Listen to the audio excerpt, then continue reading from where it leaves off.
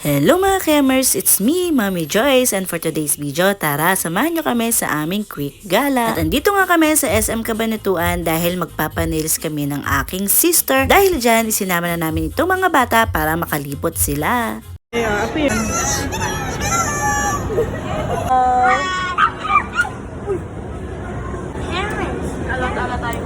At dito nga nila napiling maglaro sa may sport zone at after nga namin silang ihatid ay dumiretso na kami ng aking sister sa spa para magpa-nails. Ang pinakulay ko nga nun sa nails ko ay ang color of the year. At hindi pa nga natatapos ang isang oras, ayan na nagsisugod na ang mga kids dahil tapos na raw silang maglaro.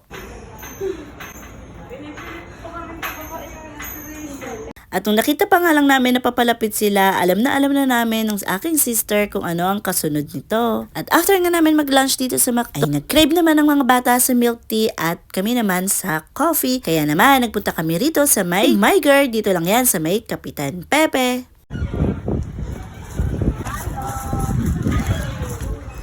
Ayan, mag-swing kaya tayo sa loob. Nagulat nga ako sa lugar na to nung makita ko dahil napaka-aesthetic at relaxing ng place, malayo sa ingay ng mga sasakyan. At hindi rin maiinip kung may kasama kang kids dahil may mga board games silang available. Kaway kayo. Asa sa ate siya. Kaway kayo, kaway. At pakiramdam ko nga, mas magandang tumambay dito tuwing gabi. At para sa kanilang mga drinks at food, very affordable at reasonable ang kanilang price. Iced hazel. Ang in-order nga namin ay 2 cookies and cream, matcha at isang milk tea. At highly recommended ko nga ang aking in-order na milk tea with garden. Super sarap nito kaya itry nyo na pag pupunta kayo rito. Sobrang nakaka-relax talaga tong place na to kaya naman for sure ay babalik kami rito. Ganda dito pag gabi ano saan. Hindi kasi marunong. Tama nga. Agaw, 1, 2, 3, go.